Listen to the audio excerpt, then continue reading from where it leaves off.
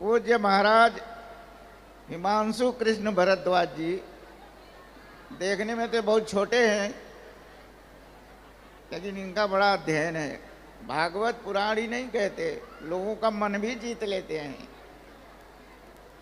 तो इसलिए जब लोग नाचते हैं गाते हैं तो मुझे बड़ा डर लगता है कि कोई एक दूसरे के ऊपर ना गिर जाए। और टंकराम वर्मा तो बड़े भाग्यशाली हैं। छत्तीसगढ़ में महाराज जी की पहली भागवत कथा इन्होंने कराई थी। अब मुझसे आकर कह रहे थे जितना बढ़िया चाहते थे उतना नहीं हुआ। हमने कहा चिंता मत करो, तुम तो बढ़िया हो ही जाओगे, क्योंकि तुमने भागवत कथा कराई थी। तो भागवत कथा का बड़ा चमत्कार होता है, बहुत ही बड़ा चमत्कार होता है। अब देखिए, आपने भागवत कथा कही और सब जगह, अभी मुझे राजनांदगांव से फोन आ रहा था, महाराज जी की कथा हम लोग भी कराना चाहते हैं। हमने कराओ भैया, लेकिन एक बात ध्यान रखना, भागवत कथा का बड़ा पुण्य सबको प्राप्त होता है।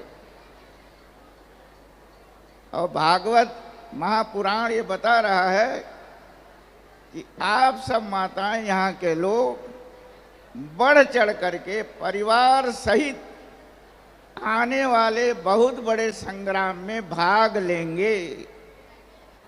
अब रही भगवान कृष्ण भूमि की, तो मेरी योगी जी से बात हुई। उन्होंने कहा राजेंद्र जी चिंता मत करिए, काशी भी सुना तो आ ही जाएगा। अगले साल आप सबको जय कृष्ण श्री कृष्ण कहना, मथुरा भी आ जाएगा। तो आप भागवत कथा को बढ़ाते रहिए। मुझे याद है मैं यहाँ भागवत कथा में आया था और मैंने कहा चिंता मत करो, जो राम विरोधी हैं वो अब नहीं जीतेंगे, राम की ही सरकार यहाँ बनेगी। तो ऐसा वातावरण आज सारे देश में है। हम भारत के लोग ही नहीं चाहते मोदी को, दुनिया के लोग चाह रहे हैं। भाई हम क्या करें? तो हिंदुत्व की जय जयकार करना हमारी जिम्मेवारी है। और आप देख ही रहे हैं, जो खुल के नहीं बोलते थे, जो छिप छिप के बोलते थे, अब दमदारी से बोल रहे हैं हम हिंदू हैं, गर्व से कहो हम हिंदू हैं। अब जय श्री राम नहीं हो रहा, जय सिया राम सब जगह शुरू हो गया है। तो आप लोगों ने बोलने का अवसर दिया। वो पुष्पेंद्र जी हैं, प्रशासन का संपर्क रखते हैं पूरे प्रदेश में। तो उन्होंने कहा भाई साहब चलना है। हमने कहा कहाँ चलना? कहा महासमुंद में चलना। तो हमने कहा निकल के आ पाएंगे कि नहीं आ पाएंगे? तो महासमुंद है। लेकिन आप सबको देखने के बाद मुझे लगा सच में आप सागर के प्रतीक हैं, महासमुंद ही है।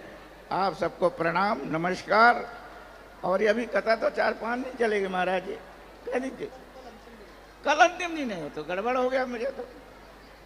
चलो अच्छा, फिर देखा जाएगा। प्रणाम सबको।